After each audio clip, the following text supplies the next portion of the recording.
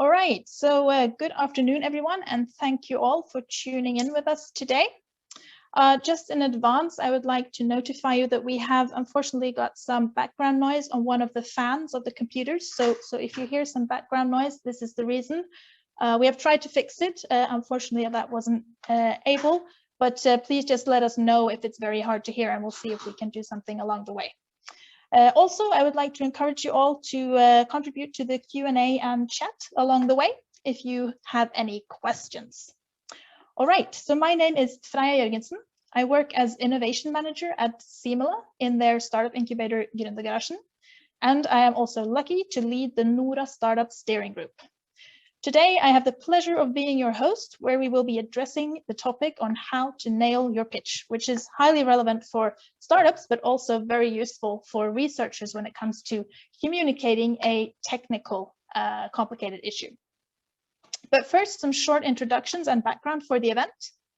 So NORA, for those of you who are not familiar with us before, is the Norwegian Artificial Intelligence Research Consortium, focusing on research, education, and innovation within AI, or artificial intelligence, machine learning, and robotics in Norway. And NORA.startup is their innovation network, where our main goal is to facilitate closer and perhaps also easier contact and interaction between the research environment and the startup environment in Norway within the mentioned fields. Today's event is not one of our regular Friday webinars, as many of you might be familiar with, but a pre-event for NORA.startup's first ever AI Investment Day on Thursday this week. If you'd like to tune in there too, by the way, you can find information about this on NORA's web pages, and we can link it in the chat as well.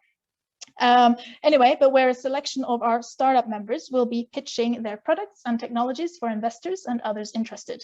So today we have invited 2 investors and an entrepreneur with lots of pitching experience to come and join us and share some tips and tricks based on their experiences and advice on how to make a good pitch. Very briefly, I'd like for each of them to introduce themselves first so that you get a face to the names, and then they will each speak some more, followed by an open discussion where you also can contribute with questions or comments. So let's start with William Klipp again. If you shortly could introduce yourself. Sure. Hey everyone, my name is Will. I'm an entrepreneur turned investor. I've been based in Singapore since 2004.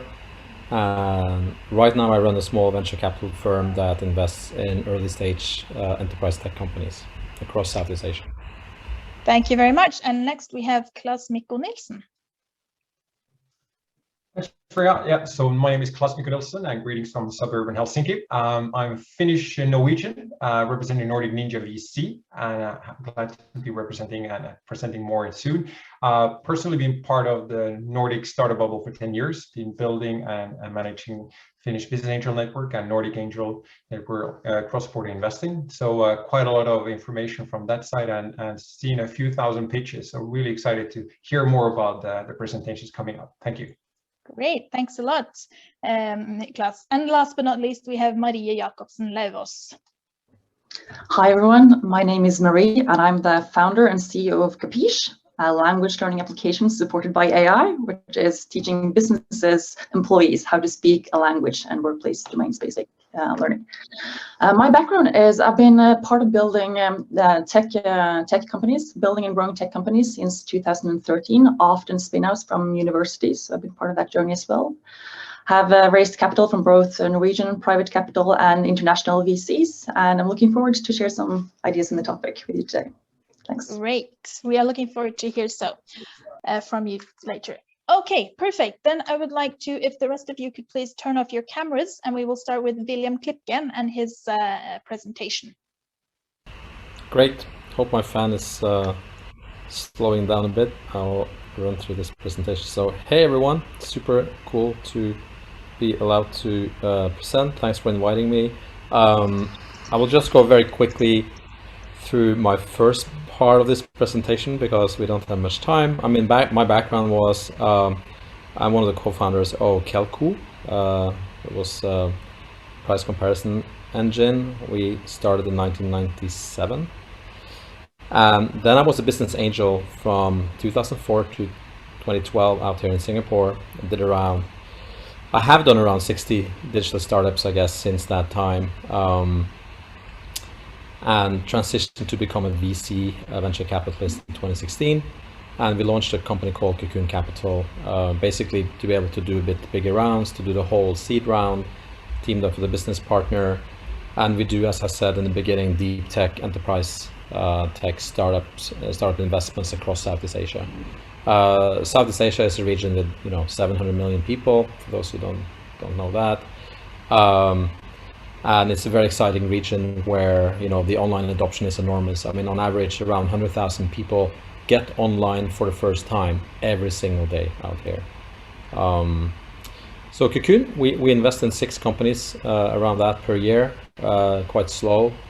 We tend to be quite a hands-on investor. We invest around millions of dollars into each company and takes an ownership stake, probably more towards 20% than 30%, but that's the aim, to be in that range. And now we're going to talk about how we see how you should write a good pitch deck. So let me go straight to that.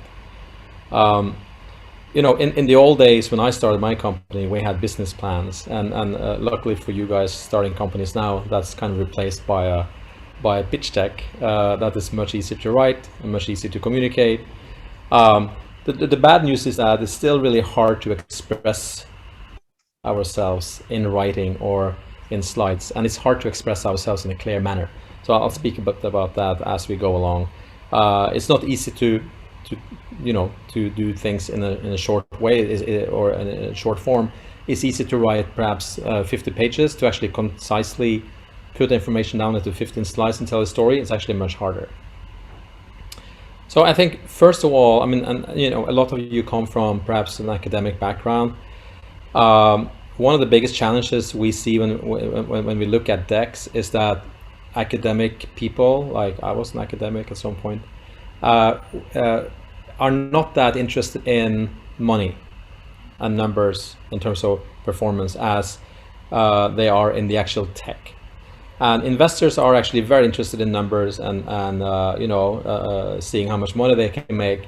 And because they're often less talented or interested in the actual subject matter, they are less interested in that part. So that's very important to keep in mind. And when we go across the slides here, let's see how we can structure this to make investors happy. Sorry to interrupt, William, but we cannot see your slides. Had you shared them? That's a rookie mistake. Now you tell me. Yeah. Yes. Now we see them. Thank you. Okay. So sorry. Sorry about that. Let's go back. Yeah. No. My mistake. I should have learned that after 15,000 hours on Zoom. So pitch deck, 15 slides. Know your audience, right? You're not selling your product. You're actually speaking to investors who have very different mindset. So the really important part is to argue your deck with the structure. And the structure that we tend to teach our founders when they go for next rounds is to really look at McKinsey's pyramid principle. Not sure if you heard about that. It was started by the first female management consultant of McKinsey in the 60s, and it's now taught to every single new McKinsey consultant globally. It's basically a way to present something where you start with a summary or the answer, and then you group and summarize all your supporting arguments further down, so that there's some logical order to it. So typically your slide would start with, what are you trying to say with this slide? And then you break that into 3 supporting arguments for the claims you make in the headline. It's sometimes difficult to do that, consistently. But if you think like that, you'll see that you communicate much more efficiently. For those who want to read more on that, just Google pyramid principle. This is a too short a presentation to go into the details. Basically, insert your answer or your claim in the top, and then you would insert your supporting argument 1, 2, or 3, and you can even break that up again into 3. It turns out that the brain processes information easier if you do it this way. The good thing when you conclude the slides in the top is that investors might only, for example, read the headlines if they browse through your presentation, but they will still get the story. Now, the first important thing I want to write about in the deck is to describe the problem you're solving, right? So what is the real problem you're solving? It could be a super cool technology, right, that is fascinating for lots of people, but what real world problem that people want to pay for is it solving? It could solve multiple problems, probably good to prioritize and then talk about the biggest problem and then perhaps underlying problems or secondary problems, and explain why this is a significant problem and use numbers to explain that, as well as sometimes personal stories. I mean, a lot of the founders that come to us have experienced something where things didn't work, or you have been at another business where things didn't work or the business couldn't solve the problem for the customer. That's why, you know, you quit your job and you started a company. And another thing is that a problem that you're solving should by default become more painful. It should be forecasted to become more painful in the future than it is now. If tech innovation, for example, easily will eradicate the problem anyway, it's probably not a good idea and not a good problem to solve in your business.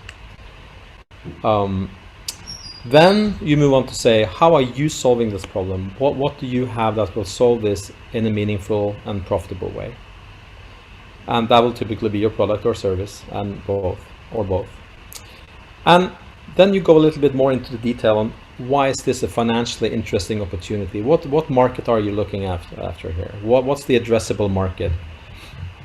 And when you talk about how big a market you can reach, you have the top-down approach, which is saying you have 1.3 billion people in China, and they're all going to spend $1, so therefore you're going to have $1.3 billion revenue the first year.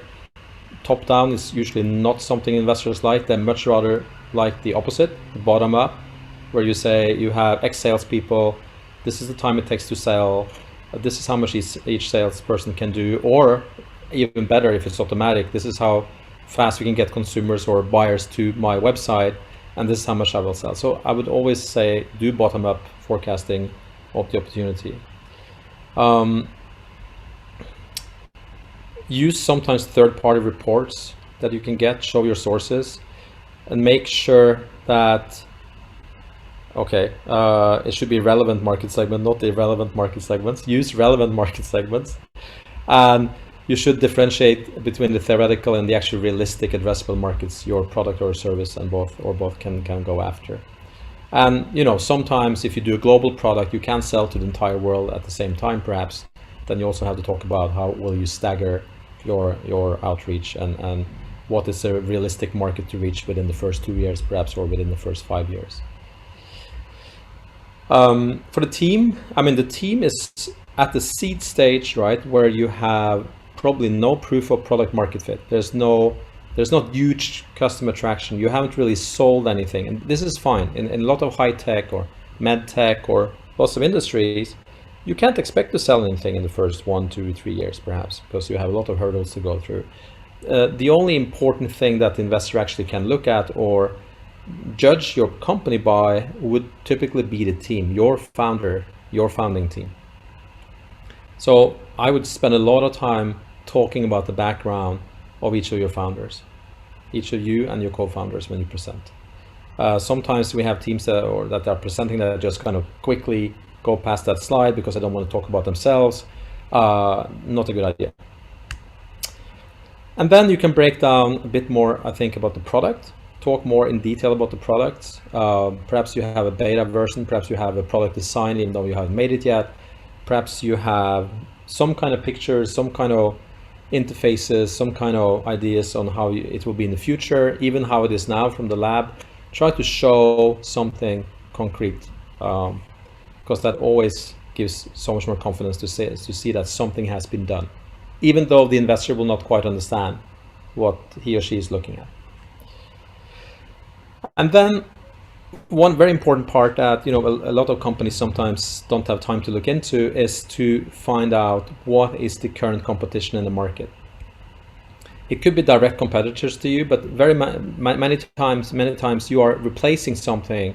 So you are introducing a new solution to a problem in a cheaper, better, smarter way. So It could be people you are competing with, but it could also be people or companies you are replacing with your new product. And information on them and how they are positioned and how you are different is quite important. Sometimes you have these kind of, you know, two-dimensional, or the matrix, where you always are putting yourself in the top right corner.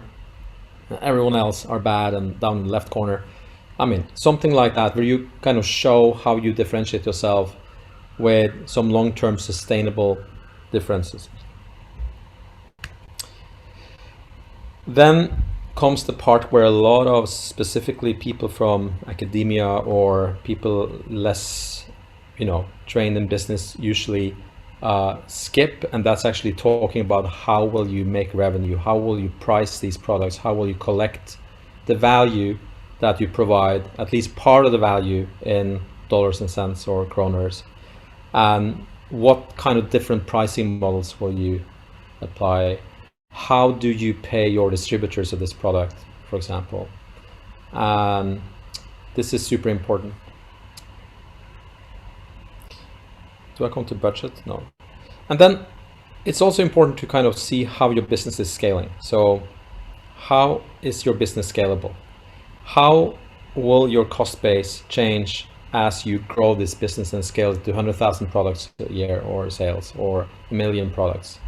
How will your margins change? That's quite important. I mean, if you do a software product, by default, it is scalable, right? Because you develop one product and you can sell it to the entire world. Sometimes it's more complicated, and sometimes things happen when you try to do some things at scale that are not evident when you do it only in the lab or at a very small volume. So try to discuss that and kind of show that you are ready to move to a higher scale, and you are addressing and thinking about the problems that can introduce. Then you have internal scaling. Let's skip that. External scaling, yeah, I talked about that. I think we don't have to go into too much detail. But of course, if you can choose between different markets for your product, it would be ideal that you go after market segments that are growing. That you go after markets where you have some expectancy of people being willing to use your product or service, even though it's not completely ready or perfect. And then we come to the fundraise part in the deck. We are almost at the end of my model deck here. We as investors like to see at least a 2-year budget, and it should ideally be monthly. You should, when it comes to how much you should raise, which is a kind of separate discussion topic, we think you should at least raise for 18 months, perhaps 24 months. And you should think a little bit about what investors do you like to have in your business, which investors can add value. When it comes to valuation, I think you should just be realistic and go after what is market practice. That's also a whole separate talk about what's the right valuation for your startup. And it's quite different based on the category of startups. I don't want to go into that here.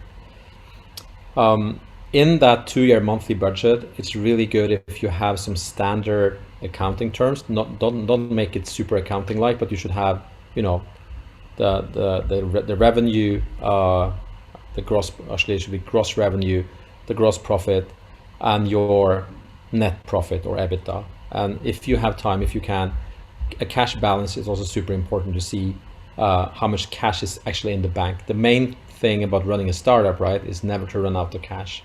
And it's really, really helpful if you have a monthly, 24-month cash flow forecast as well, so we can always see when will your lowest point of cash be.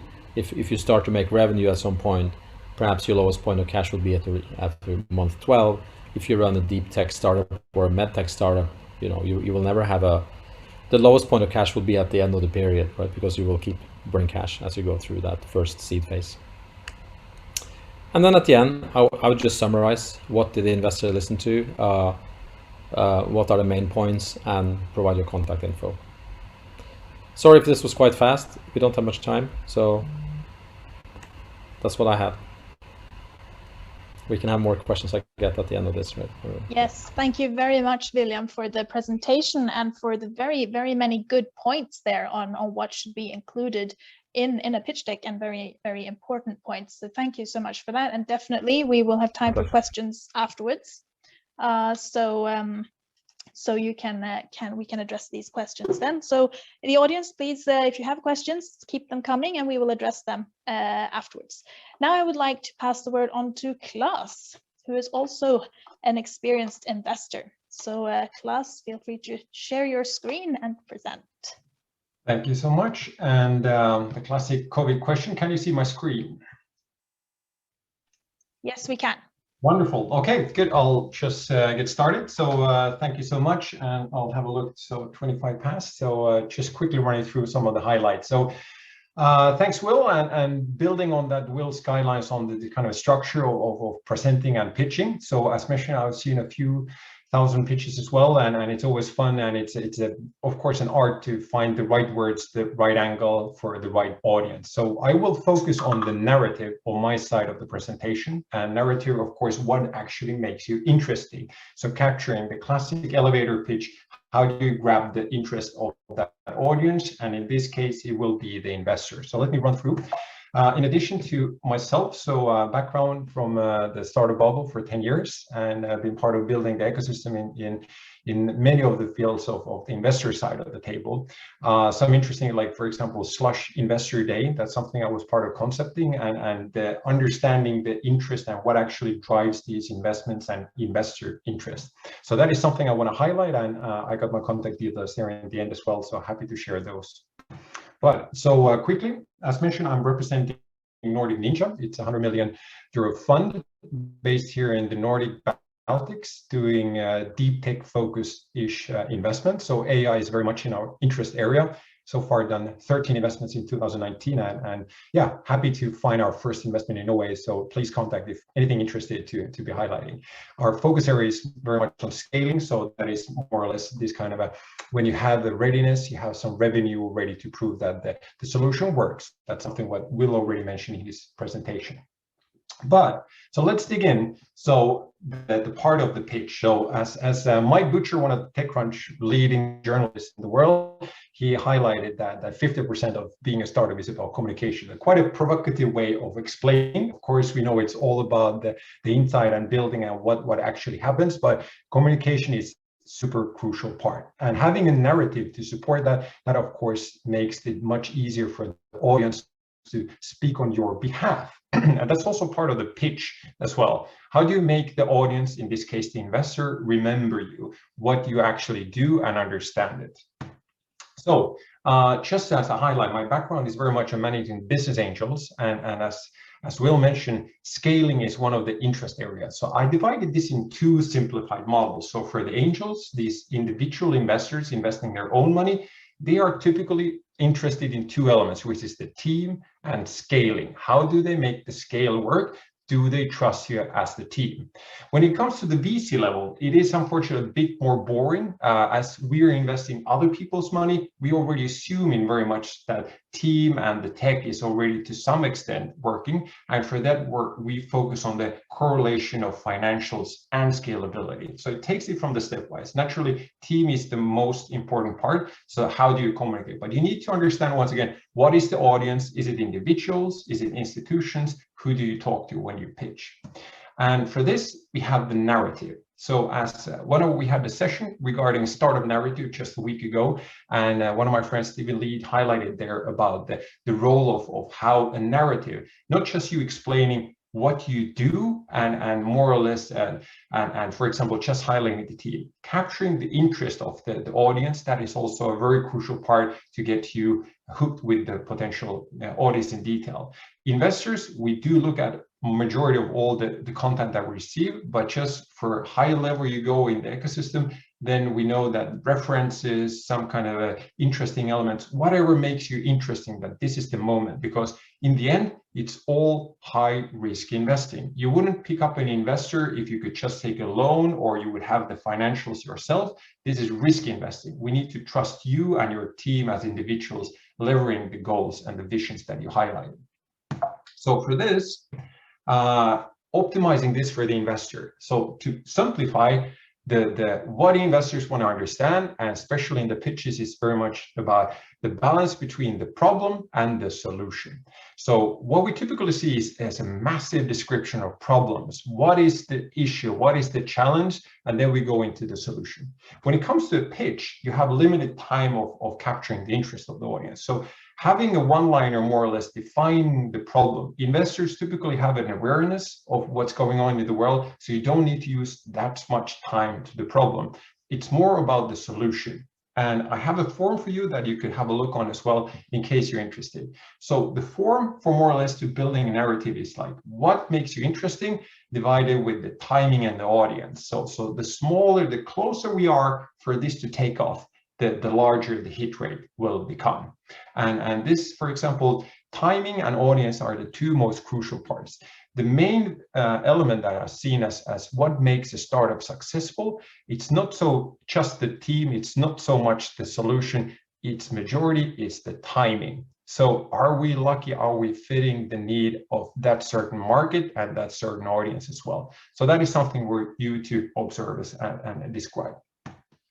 So reaching out for these investors, if you develop that form a little bit further, and as mentioned, so we have the problem and the solution, so that together, combined with the references, the growth numbers, these financial elements, and that divided to the point at how close we are to the actual market. And that is something investors are very, very keen on understanding. Is this risk investment? How much time, how much resources do we need to predict before we can actually make this?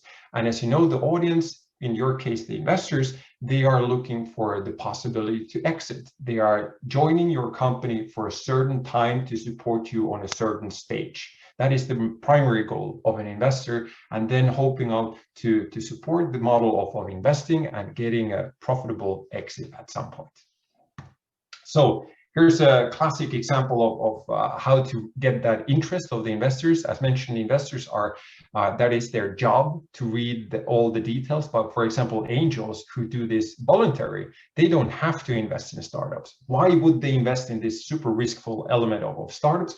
Well, then it's you. They want to be part of your team, their vision, making the world a better place. And that is something capturing the interest of the audience is in an email or whatever form that is something for you to capture. So more or less, this was a short introduction in the world of narrative, how to capture the interest. I'm happy to discuss this in further detail. And more or less, yeah, it's been fun to be highlighting these teasers, and hopefully we can build on with the entrepreneurial background and experience by Marie later on. Thank you from my side.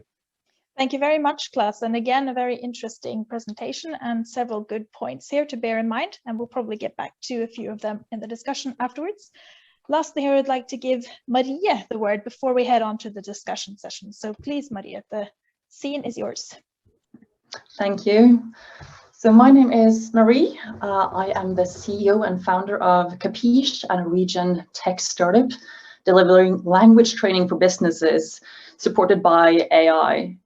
So I've been part of this journey for a long time. I've been a founder before. This is not the first time. I've been since 2013 building and scaling tech companies, lots of them spin-outs from universities.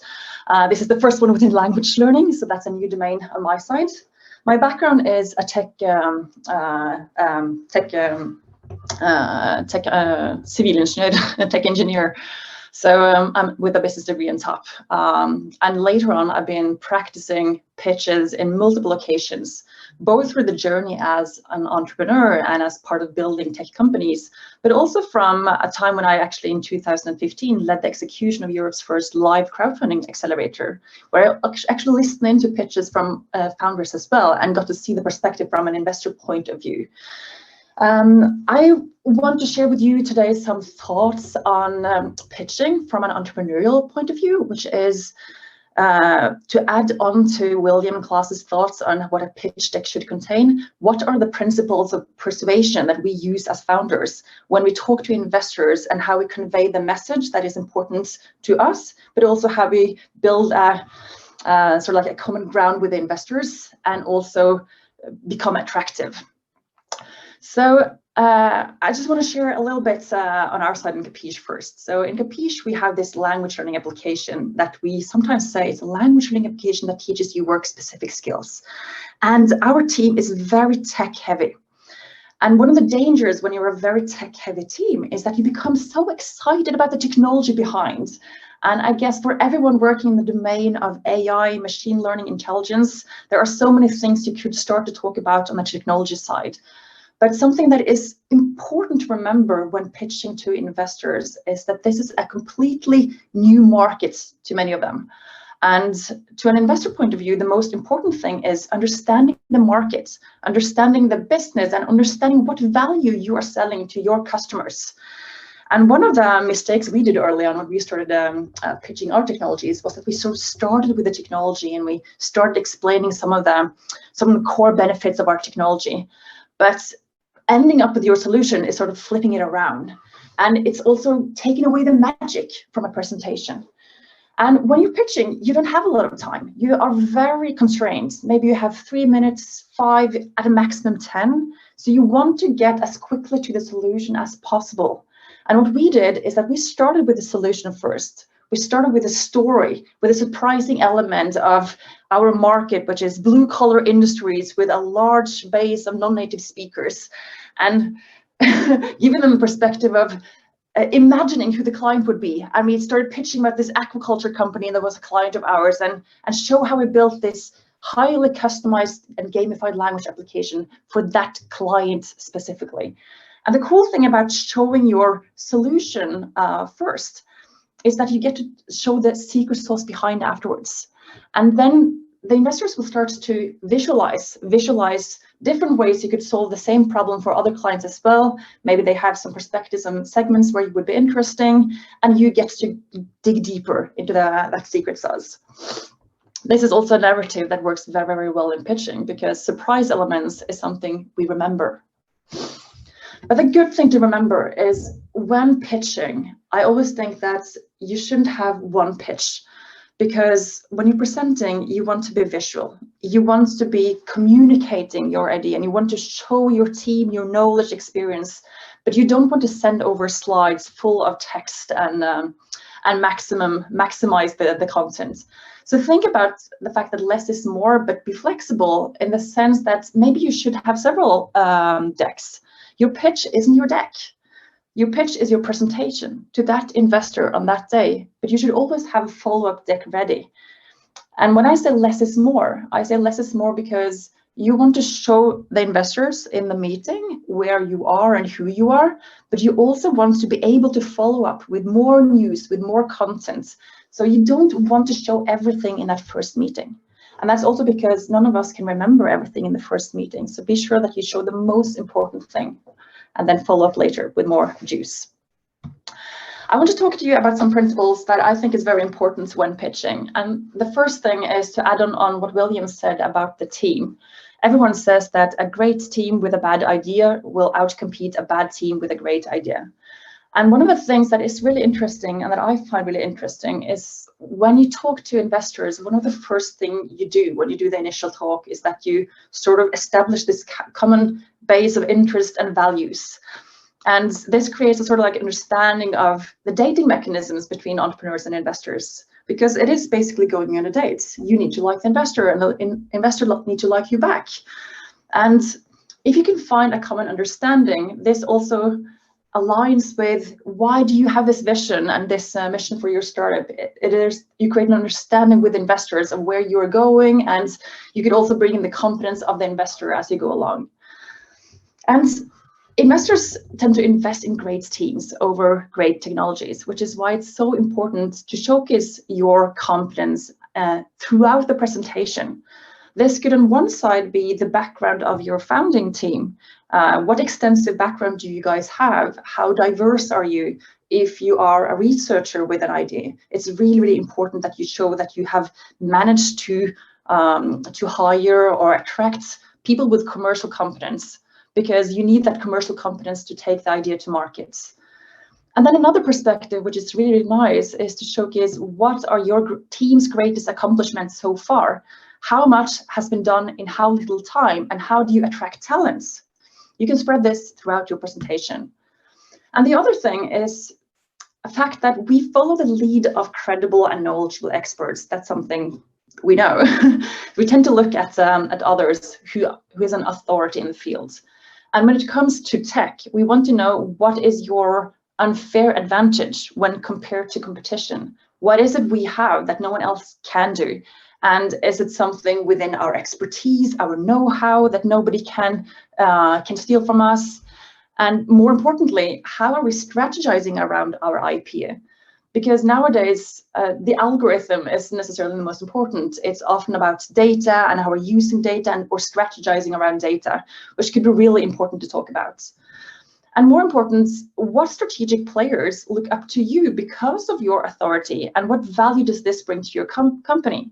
So in pitches, I sometimes think about how we can just demonstrate authority by sharing market knowledge, industry facts and standards, mechanisms and buyer criteria, but also how you are an authority in that field, which also adds on top of like, why should we invest in you as a team?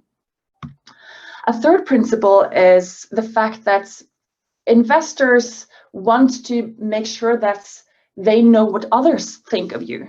And what is important to investors is not necessarily what your research partners or your university thinks, but what does clients think about you? Because when we are uncertain, we tend to look towards the actions of others to determine our own action. Which means, have you been talking to other investors who have screened your startup so far and like your tech? Maybe introduce the new investors to the investors you already have on board. Do you have clients who love your product and brag about your product? Then maybe showcase this in your pitch and ask for a loud voice. Ask the clients to, if you can actually openly share their feedback to the investors. Because what the clients say and the proof from clients is the biggest proof you can give to an investor, because that determines a market and also shows a story of who you will sell to.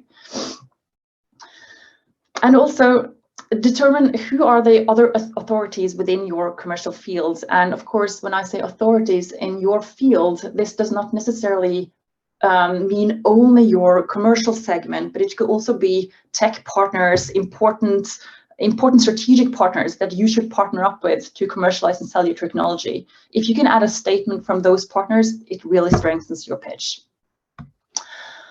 A third point I want to add is this open commitment, which is really, really nice to have in an investment deck. And this open commitment could be a commitment from either the tech team or founders.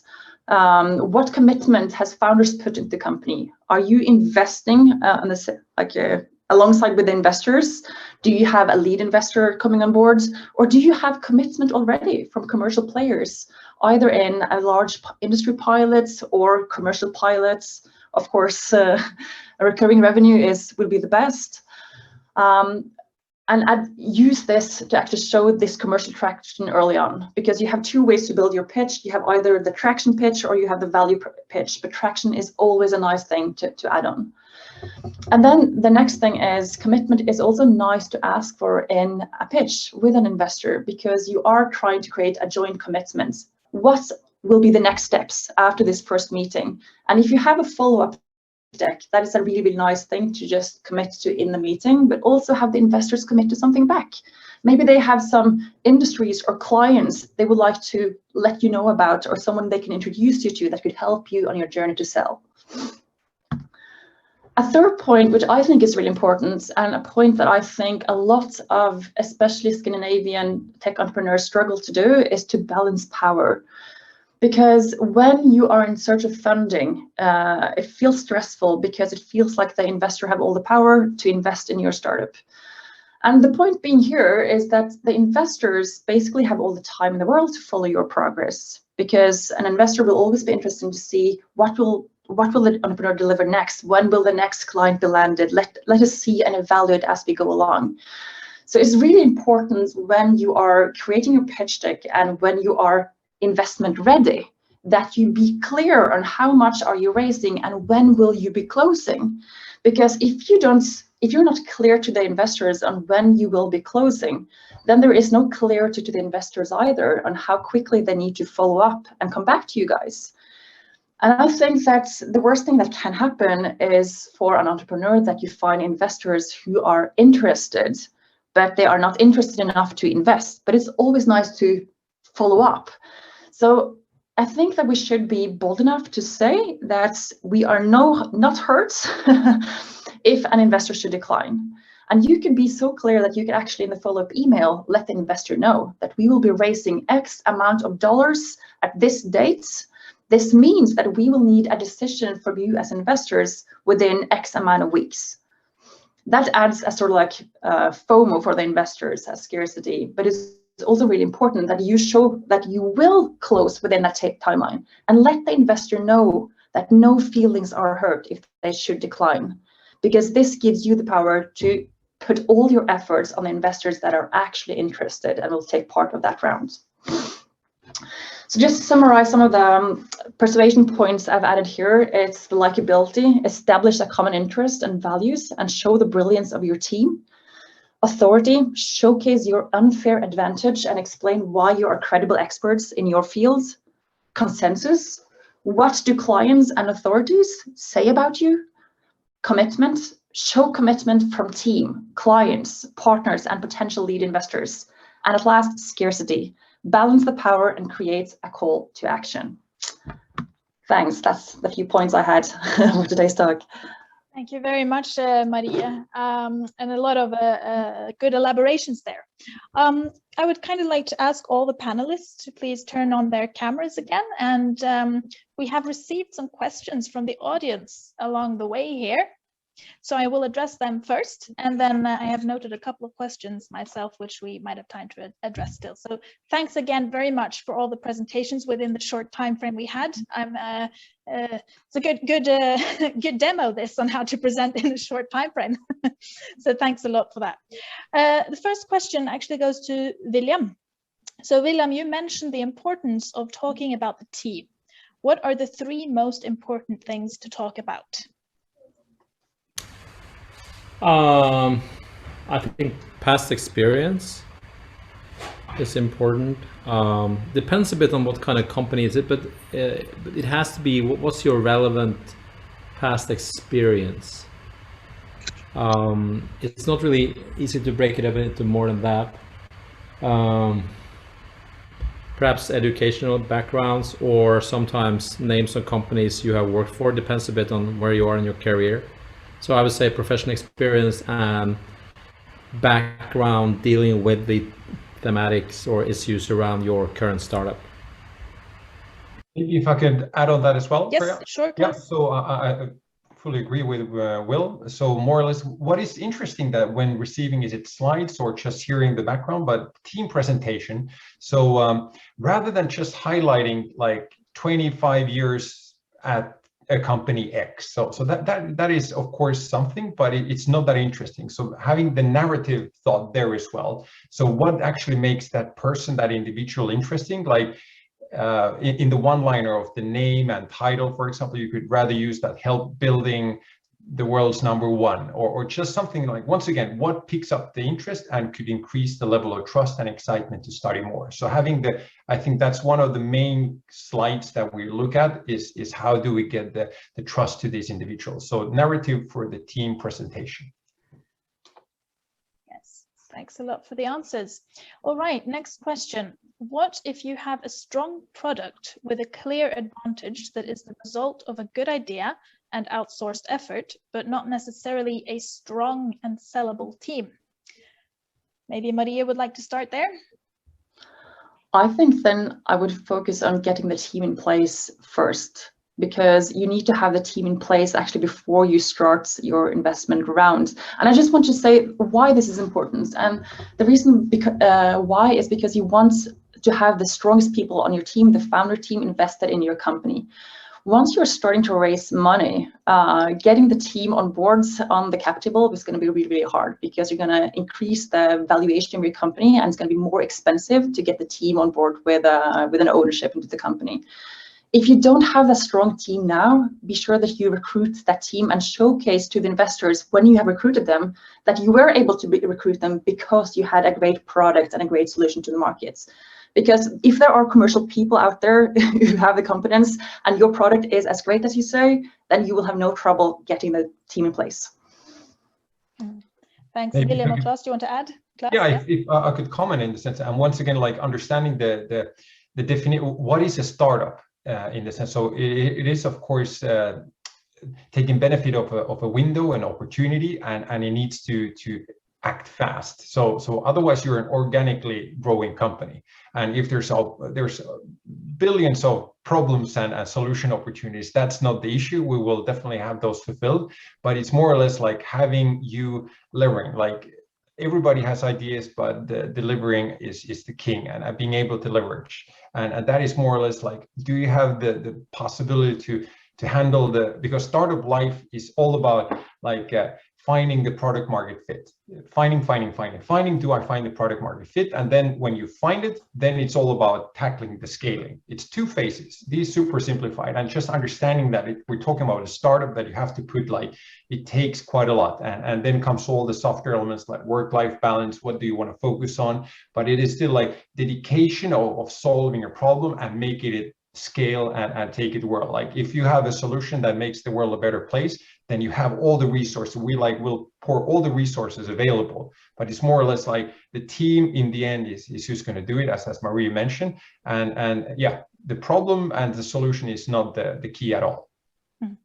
I would just say I agree with everything that was said. I mean, investors don't like problems. We have enough problems already. I mean, there are problems every day.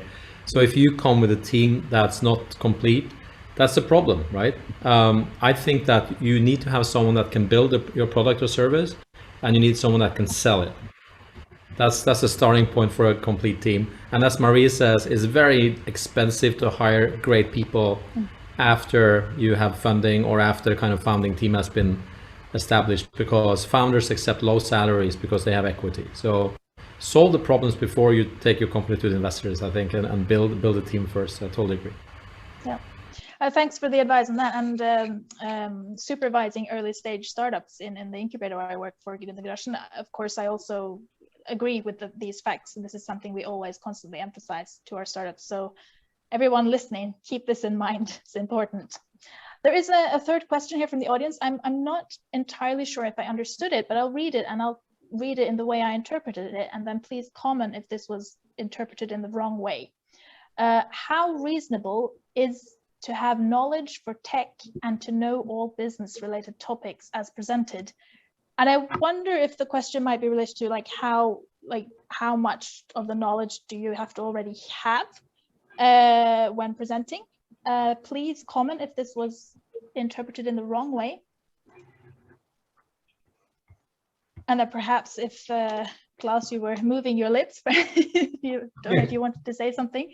Sure. I guess it's more or less like how knowledge should you be to be. So typically, as some of the statistics. So the ideal time to start a company is when you're 42 and whatnot. So all this on. So experience plays a role. The optimal and from an investor perspective, it is about lowering the risk of a very risky area. And one of those is, of course, experienced entrepreneurs and experienced teams. So this kind of a serial entrepreneur that is attractive because you can go bypass so many of those basic issues that typically you need as first time.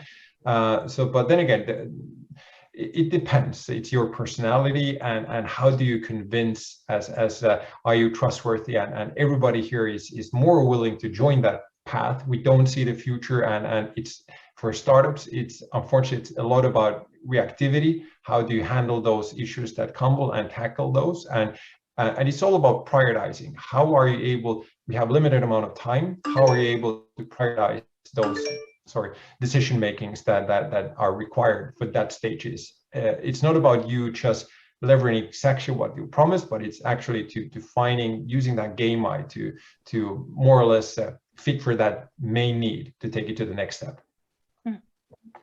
Thank you very much for elaborating on that, Klaus. Yeah, Maria, did you want to add something? Yeah, I also want to say that when you are doing the first pitch, that is the first step on that investor journey. And the investors don't want to waste time. If you don't have the knowledge about the fields, then you need to have someone with that competence to work with you on the team to actually nail that pitch deck, because the points that William and Klaus added are important points to know about if you're actually doing a pitch, and know the acronyms that are common in this business. But another point that is also important to mention is the reliability from an investor point of view to create trust, because when you're finished with your first pitch, the next step is the follow-up with investors. And we need to make sure that you show that you're reliable, that when you promise that you will do something, show the investors the week or 2 weeks after that, look what I did. We did exactly what we showed in the pitch. We reached the milestone, and now we're looking at milestone 2. And this is what we will accomplish before we land the round. Because the investors need a certain time frame to evaluate and show that, or look and see that you're reliable. Definitely. I'll just add a few things. I would say, first of all, fake it till you make it, right? No entrepreneurs know what they should know when they do it, right? They always know it after the fact. Sometimes, unless they are a serial entrepreneur, as Klaus mentioned. The second thing is, and that's a good point from Marie. If investors ask you questions in a meeting, write them down and make sure you actually answer them. And if you don't know how to answer them, you can say, I don't have that information here, I'll get back to you within 24 hours. And then you get back and actually, I've been to so many pitches where we ask questions, the entrepreneur says, I don't know, or they answer a different question and they never follow up. So, every kind of interaction you have with the investor signals who you are as a founder. It's very important. And if you're not good at this, you have to change. I think the big question is how many questions do you ask? How much are you willing to change? How much are you willing to learn? Because that really defines if you're a good founder or not, I think. Fair point there, absolutely. So Klaus mentioned the word prioritize, and as we've seen from all the panelists here today, and I gather that everyone tuning in is also very familiar with this, that there's often a lot of information that you want to convey within a short time frame. And it was mentioned that it's probably specifically important to highlight the problem, the solution rather than the problem. Sorry, William. and the team. Both. And also not least show these also in numbers wherever you can. So maybe a short follow-up to this, how would you guys advise a startup or maybe even a researcher to prioritize? So what information, what numbers to select rather than others, for example? How many people, how many lives are you saving? How much money are you creating? How many expenses or how much cost are you saving for your customers, for example? Yeah. Maria? I would add on to monetize your value proposition. So if you have a value proposition on how you're solving a problem to clients, try to figure out and investigate what are the alternative costs for that client, what is that problem costing clients today, and use those numbers to pinpoint to the investors why you could take the pricing you have chosen, because it refers to the alternative cost for the client. Maybe the client is even saving money. And that actually proves that you can actually take that price in the market. And then you use that to build a bottom-up scaling. Yeah. Thank you. Yeah, maybe I could add from my side as well. I guess it's for prioritizing, like anything that goes in the way to decrease the uncertainty of the surrounding. Like it is the typical classic issue is like we need to build a little bit more and then we publish or then we come out with it. And so it is more or less the journey and the prioritizing there as well. Like we're not expecting everything to be ready. Once again, like being able to make the community join that journey in the sense. So not having everything ready, but how do you have the game eye of more or less communicating the right stages, building confidence. And there's these leading profiles in the world. They typically are just the charismatics, trustworthy, and we have all those benchmarks. So more or less for each situation you are in, you have the product or not. So more or less communicating and make the community work. Don't wait for that, and more or less support you and build that on your behalf as well. So that is yeah, somehow we, especially in the Nordics, we have the issue of not bragging enough. So and it's a beautiful balance between being too self-confident and then again not being at all. So more or less give a positive push, and like I said, I do like Mike Butcher's attitude of having communication as a big part of that as well, and especially within the AI, it is uncertain. There's huge hunger. The world is very much really ready to learn and join that learning that you as a company and entrepreneur are building. So that's definitely something to highlight. Absolutely. So heading on as a follow-up to that, a lot of the startups and also researchers, but it will be the startups that are going to pitch in NORA on Thursday this week. A lot of them, they are working on highly technological advanced solutions and products within AI, ML, and robotics. So how would you guys advise them on how to convey this highly technological information or product in a understandable way to an investor, and at the same time also, not overloading with too much technical information maybe, and also sticking to the time naturally, but at the same time this technology part is very essential for these products. What would your main advice be on that? Maria, do you want to start? I can. So this is a good question, because this can be very technical from a university point of view. But you could have a slide where you talk about IP, right? And in some fields, it could be a field where patents could be applicable, but a lot of AI fields also, patents are hard to obtain. So it's really important that you maybe benchmark and show benchmarking of the results in your technology compared to state of the art, for instance. How much better are you than state of the art? But you don't need to have too much. Make sure that you mention those important numbers, like X% better than state of the art, or you compare it to like the R-score compared to, use that as a differentiation and differentiate towards the competition in tech. How are you better? And rather talk about how are you protecting that IP? How are you protecting it? And how are you also protecting it by making sure that you keep secrecy, your team, the know-how, and the in-depth and extensive learnings that you have on boards, and how you are planning to utilize that experience in a future growing market where the problem is only going to get bigger over time. Lars or William, do you want to add? Yeah, I see a lot of AI startups, and AI is a bit of an abused term in many ways, because there are so many kinds of AI and not everything is really AI, right? So I would say explain what platforms or tools you're using, and explain what is your IP add to the system. So what are you basing this on? What are you adding to it? What kind of AI is it? And try to explain kind of the amount of work that has gone into it. It's really hard for an investor to understand the value of technology unless you break it down into components that are easily to communicate. Yeah. And explain, as I think also Marie said, how are you different? How much better are you than state of the art? And why is it that you are able to produce something that's better than state of the art? Because you're a small startup with 2 or 3 people. So what's the kind of secret sauce? You shouldn't give away everything, or if you're applying for a patent, obviously you shouldn't talk about things publicly, but you need to make it likely in the mind of the investor that you actually have something, you have created something, and what that is. Exactly. Yeah. I think we need to wrap up here now soon, but just as to summarize at the end here, for our startups that will be pitching on Thursday this week, some of them it's actually the first time, some of them have done it several times. What would your main takeaway message in one sentence be? We can start with Klaus here then. Wonderful. Remember, pitch is a horrible format. It is something that is not really working in practice. So the ideal is to make people interested, pick up your energy, and whatever trust amount you could get through these webinars and digital presentations. That is something like pick up the interest for us to study more and use the network. So don't expect too much from the pitch. That's for the live events to get together and make people talk about you. And the minimum is make people understand what you do. Start by you lose the whole momentum if people don't understand what you are presenting and aiming for. So good. Maria, your takeaway message?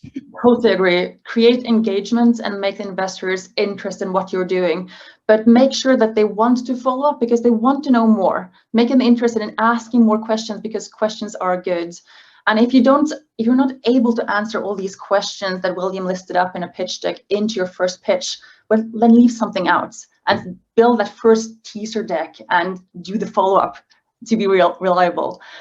And I think the engagement is the most important part. You want it to seem likable, and you want to create this common ground with investors, and make sure you do the follow-up. That's the most important. Great. William, do you have a last Sure. message on the end here? Yeah, I would say practice with your friends, your partner, your mom. You know, because it's like you're like an actor on the stage, right? And I'm horrible at that. I hate pitching, but I've seen lots of good people that pitch very well. You can find it on YouTube. You learn by being comfortable and by learning the tricks. So share your passion, explain what you're doing, and don't forget to talk about money. Thank you very much, William. And I think that at the end there summarizes it in a very good way. Remember to practice, not least. Otherwise, you're not going to deliver a good pitch. So that's very, very good advice. And although it's awful, it may also help to actually film yourself, because then you see your body language in addition to actually hearing. So that's also a second advice there. Thank you very much for tuning in, guys. I'm sorry we went a little bit over time, and not least, thank you to Maria, Claes, and William being our panelists today, and for all your extremely valuable experience and knowledge on the matter. So thank you so much for tuning in, and enjoy the rest of the day. Likewise, thank you. Thanks a lot.